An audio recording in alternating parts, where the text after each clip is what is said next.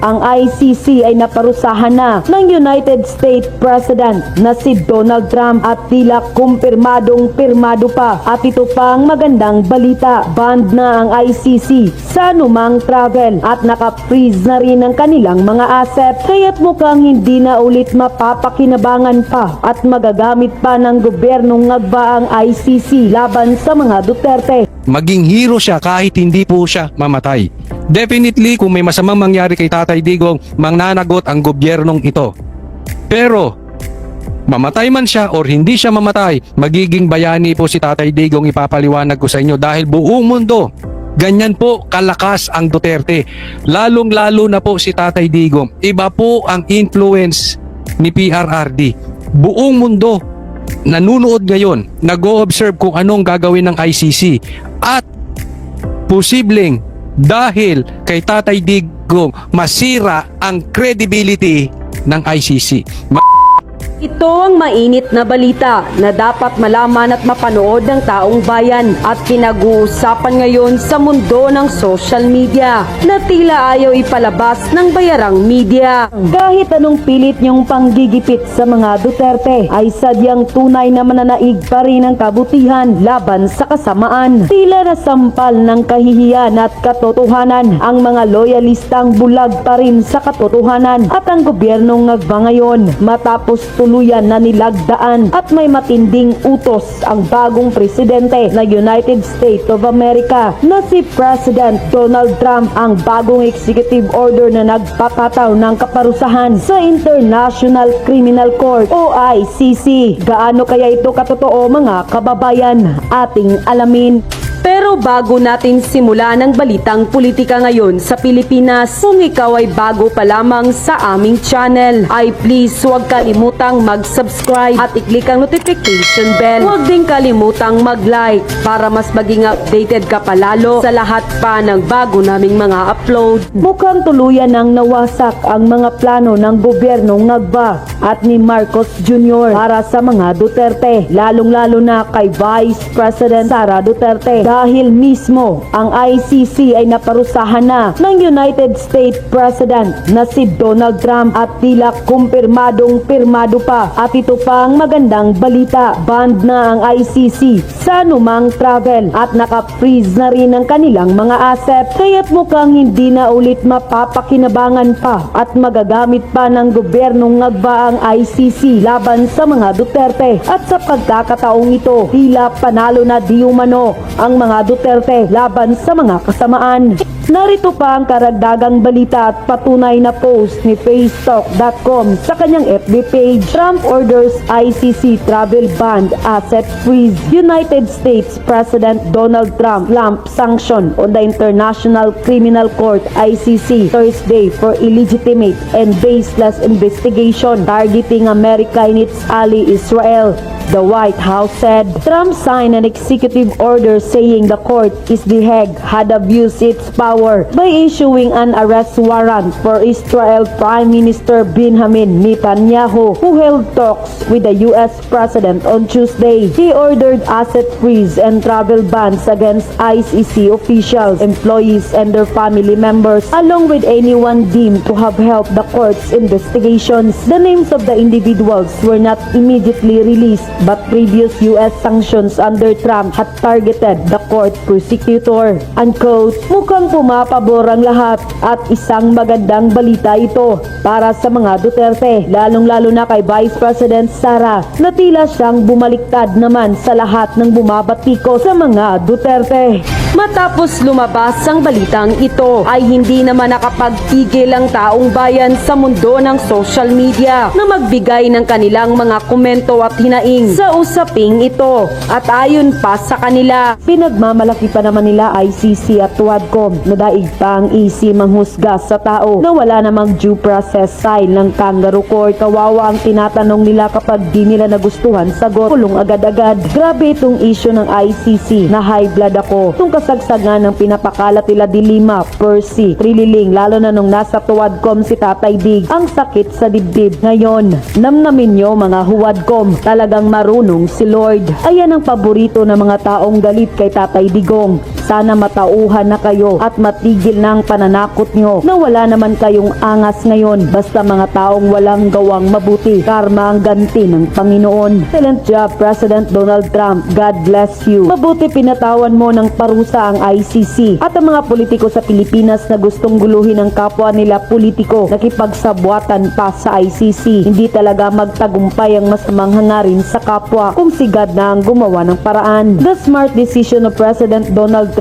Kapareha talaga sila ni FPRRD. Kaya iyak na naman si BBM, Dilima, Trillanes, Tamba, DOJ. Mabuhay Duterte supporters, solid PDP lineup for Senator. God save the Philippines.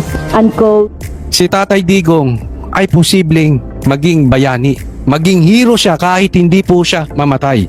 Definitely, kung may masamang mangyari kay Tatay Digong, mangnanagot ang gobyernong ito. Pero, mamatay man siya or hindi siya mamatay, magiging bayani po si Tatay Digong, ipapaliwanag ko sa inyo dahil buong mundo, ganyan po kalakas ang Duterte. Lalong-lalo na po si Tatay Digong. Iba po ang influence ni PRRD. Buong mundo nanunood ngayon, nag-o-observe kung anong gagawin ng ICC at posibleng dahil kay Tatay Digong masira ang credibility ng ICC. Mamaya ipapaliwanag ko sa inyo kung paano ito mangyayari. Sa mga Team Duterte, sa Team Suka, sa Team PDP, magtulong-tulong na po tayo. Let's bring back Tatay Digong in this country. Ilagay natin siya dito sa bansa natin at ibalik natin siya bilang presidente ulit sa susunod na pagkakataon. Kung hindi man bilang presidente, bilang bayani. Ibalik po natin si Tatay Digong. Whatever happened in the past, ako na yung nag-front sa ating law enforcement pati military. Sinabi ko na I will protect you and I will ako ang managot sa lahat. Tingnan mo, galing no? I will protect you. Yung protect, malaking bagay yan. Alam ko malaking bagay yan sa inyong mga pulis. Para magawa ninyo yung trabaho nyo, I will protect you. Tanong, Tatay Digong protected you. Did you protect Tatay Digong when he needed you? Mga pulis. Tanong lang yun. Asaan kayo? Pakisagot. Tama ba ang pag-aresto ni Torre? Kung illegal, asan kayo? This will be a long legal proceedings. And I say to you, I will continue to serve my country at so be it. Kung ganun lang. This is the legal. Yan. This is a long proceeding. Yun ang masakit yan kasi nag-average to. Humigit kumulang 10 years ang paglilitis ng ICC. Ganun po katagal. At sa edad ni Tatay Digong, kung lilitisin siya doon, most probably, hindi na natin makikitang buhay si Tatay Digong.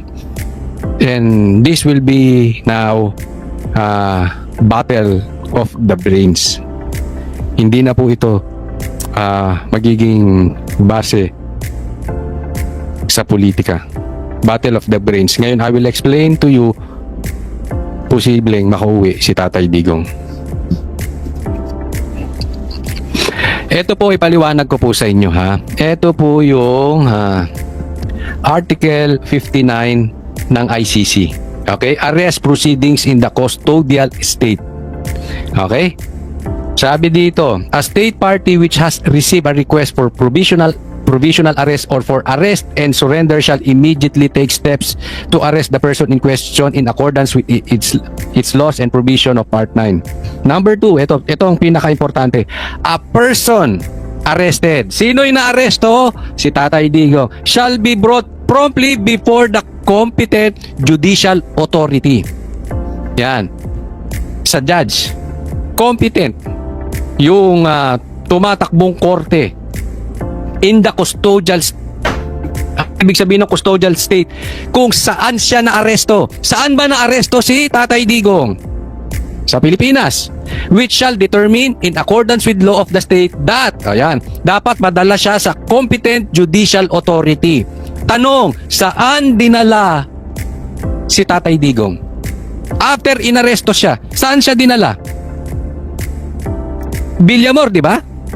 Villamor is not a competent judicial authority. Dapat yan dinala sa korte. Dapat yan sinampa, dapat yan ipinatong muna sa korte. Hindi ipinatong sa eroplano diyan sa Villamor.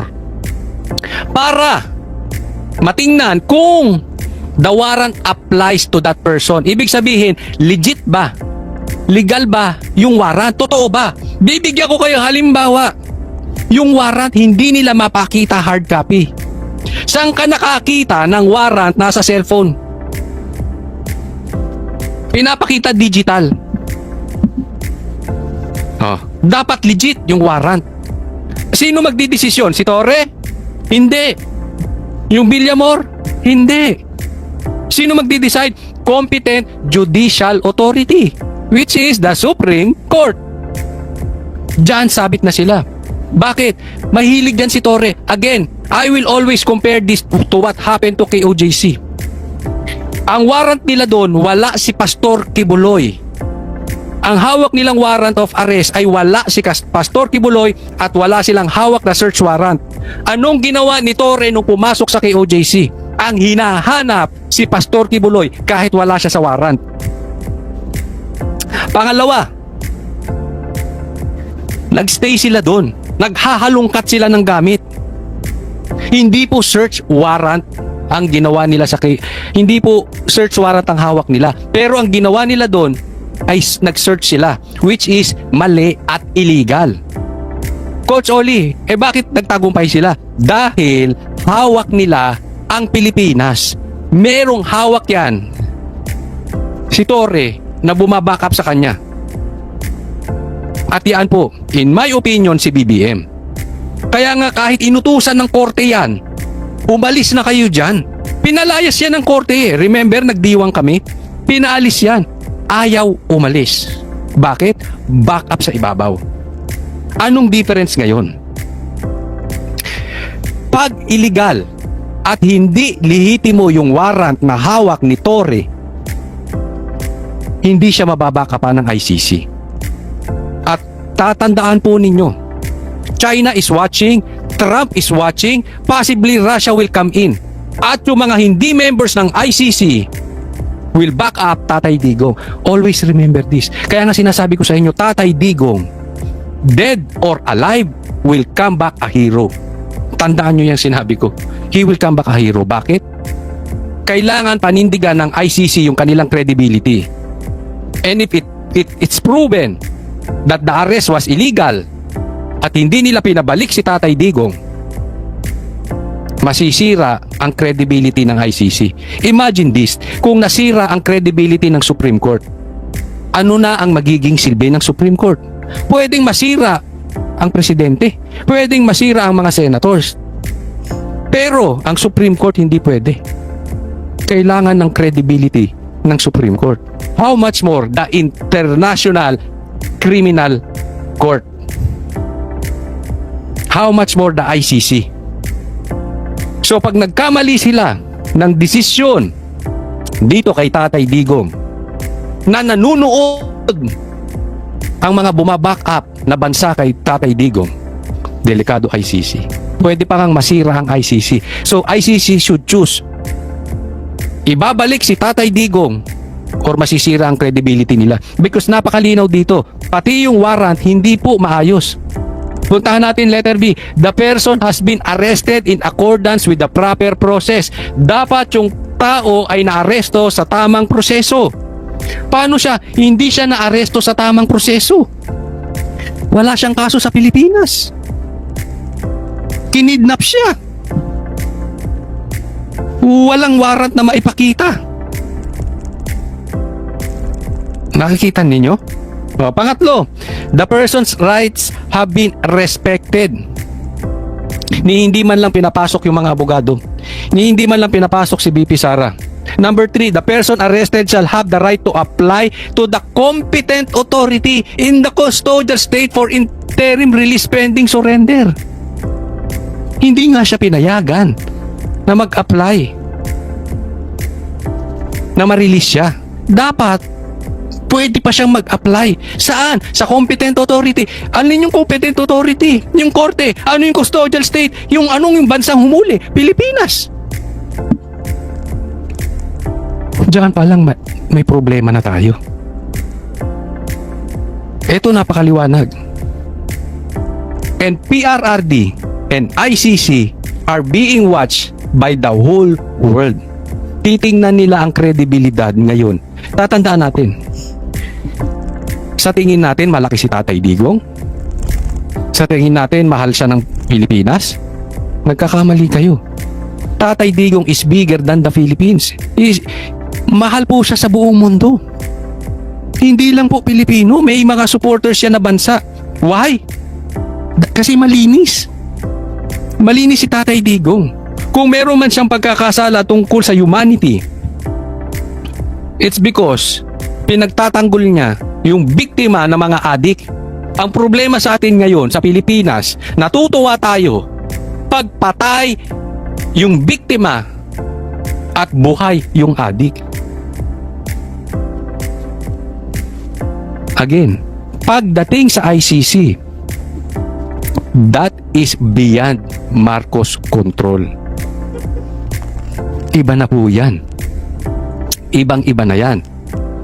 Kaya yung pagkakamali ni Torre sa KOJC, namamayagpag yan ngayon. Bakit? Marcos is in control. Pag naalis yan si Marcos, may problema si Torre. Pero sa ICC, walang kapangyarihan si Torre, walang kapangyarihan si Marcos. And they will force ICC to make equal protected rights of the accused and maybe yung arresting country, which is the Philippines. They need to hindi sila pwedeng maging double standard. Kakastiguhin po sila ng mga bansa. Alam nyo maraming butas. If I explain ko lang sa inyo ha. Kasi ito, papakita ko sa inyo. Saglit. Ipapakita ko kasi iba ang explanation ni Marcos. Ito po nakita ko kay Sasa. Yan. Siya po ang ano nito. And thank you Sas, ang ganda ng pagkakukuha mo dito. I already told you it's BBM's decision that he could not admit. It's a foreign policy issue and jurisdictional issue. Yung jurisdictional issue dapat sumagot niyan Supreme Court. However, pinalipad nila bago makapagdesisyon. Pinalipad agad si Tatay Digong, remember? Bago nagkaroon ng TRO. Remember Tebes na may red notice from Interpol but never surrendered back to the Philippines. Bigyan ko kayo ng konteksto. Kasi, naalala nyo si Marcos, sinabi niya, hindi niya papapasukin. For the 100th time, hindi ko papapasukin ang ICC. Okay? Ang sinasabi ni Marcos, hindi nila pinapasok ang ICC. Sila po ay na gumalaw dahil sa red notice ng Interpol. Okay? Anong difference ng Interpol at ICC? Ipapaliwanag ko sa inyo kasi napaka-importante nito. Pero ito sinasabi, Interpol cannot compel the law enforcement authorities in any country to arrest someone who is the subject of a red notice. Ang Interpol hindi po pwede magbigay ng warrant of arrest. Sila lang ay pwede magbigay ng red notice. Oh, may red notice, arestuhin si PRRD in compliance with ICC. Kaya nga yan po ay pinaikot tayo ni Marcos. Anong sinasabi niya? Hindi ICC. Interpol po. Umaksyon po kami sa Interpol at hindi namin pinapasok ang ICC. Doon pa lang nagpapalusot na siya. Okay? Pero, walang kapangyarihan ng Interpol para sabihin, arestuhin nyo yan si Tatay Digong. Ang magdi-decide nun, ay yung bansa. Sino magdi-decide nun? ang korte. Each member country decides what legal value it gives to a red notice and the authority of their law enforcement officers to make arrest. Sa madaling salita, sinungaling talaga yung presidente nyo. Bakit? Ang ibig niyang sabihin, wala ako, sumunod lang kami kasi kailangan naming sumunod. Ganyan po, kawalang ano yan. Ganyan kawalang yagbols yan. Hindi niya masabi sa taong bayan na pinapasok niya ICC dahil sinungaling siya. Hindi niya masabi sa taong bayan na desisyon niya ang paghuli kay Tatay Digong. Sinungaling po yan si Marcos. Hindi po pwedeng wala siyang magagawa. Siya ang magdi-decide.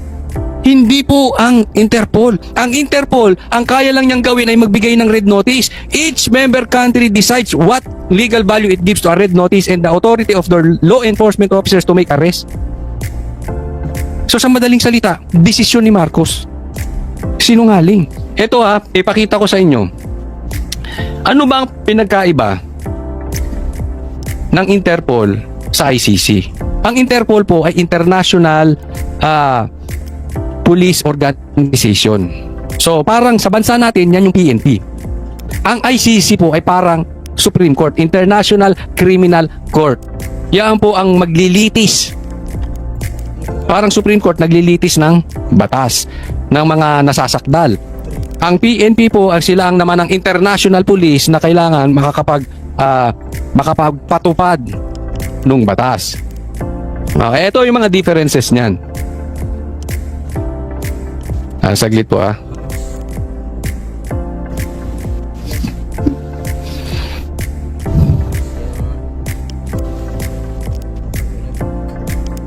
Nawala.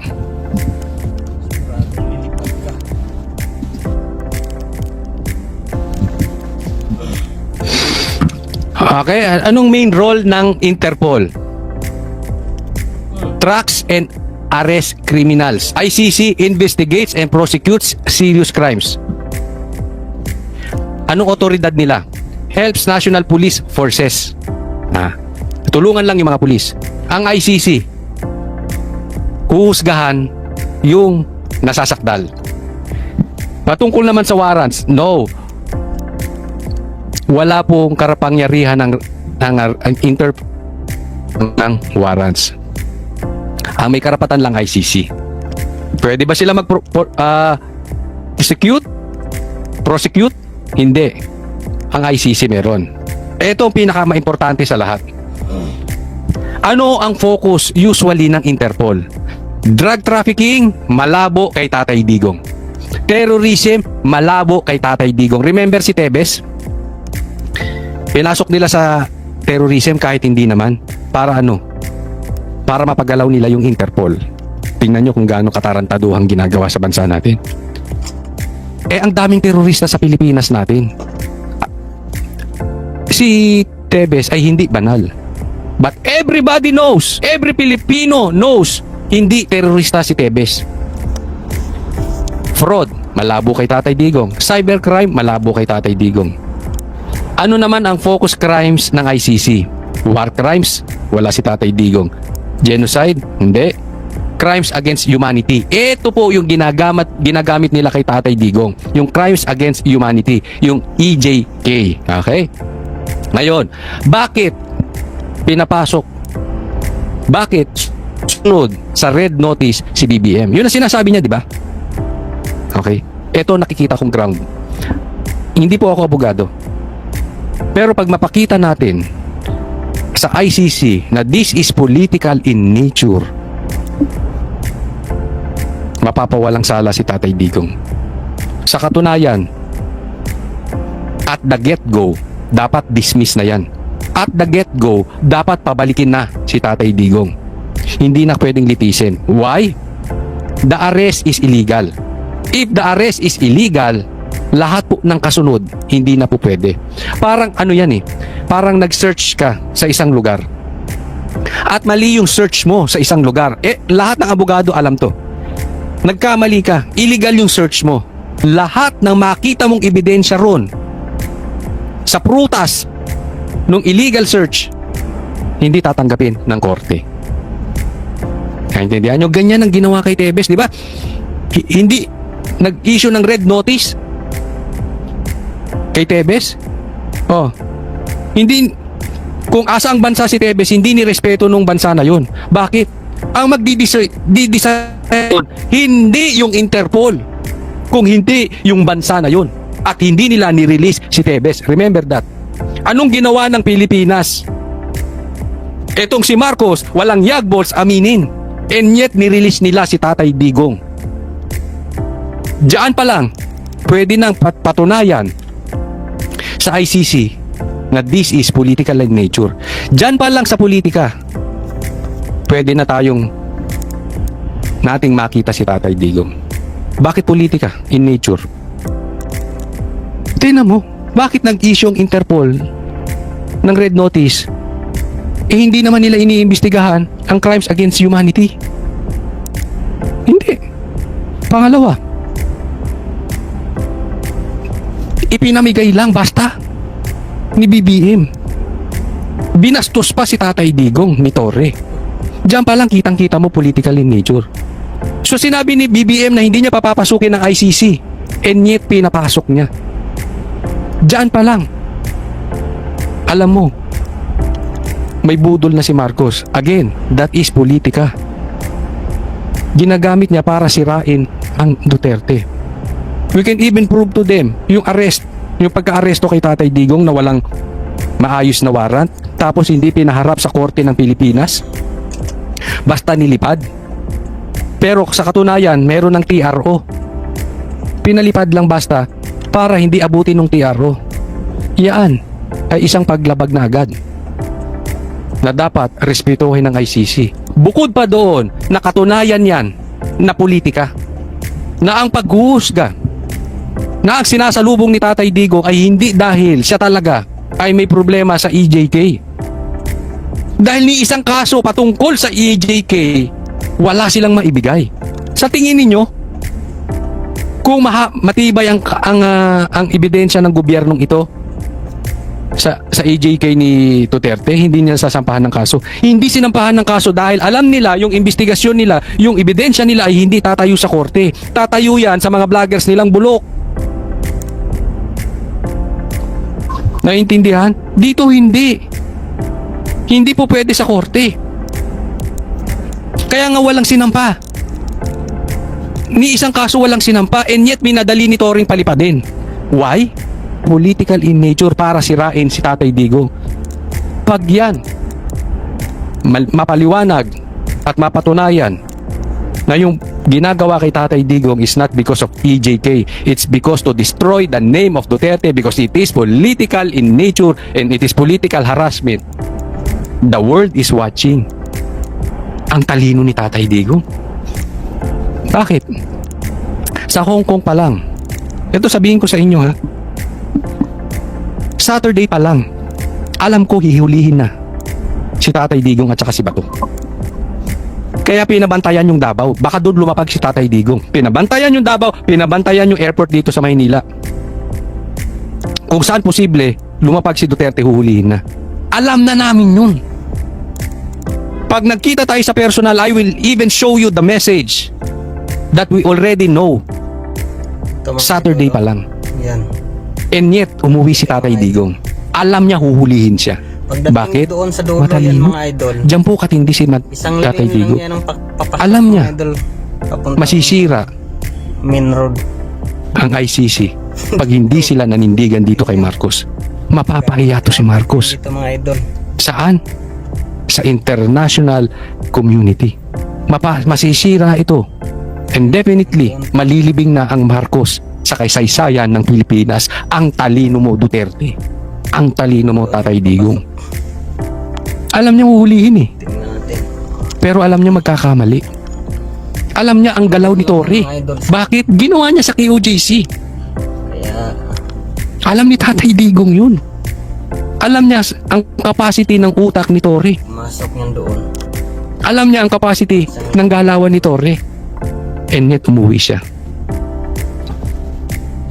Posibleng masira niya dito ang kredibilidad ng ICC. Pag hindi nanindigan, or pag nanindigan, sira ang Marcos at makakaangat na sa wakas ang bansang Pilipinas forever and ever. Amen. Ang galing ni tatay. At yun na nga mga kababayan, ano na ang masasabi nyo sa balitang ito? Please i-comment nyo sa ibaba at babasahin ng aming team. At kung nagustuhan nyo ang video, ay please huwag kalimutang i-like at mag-subscribe at i-click ang notification bell para updated po kayo palagi. At please huwag kalimutang i-share para mas marami pang makaalam sa balitang ito. Maraming salamat po.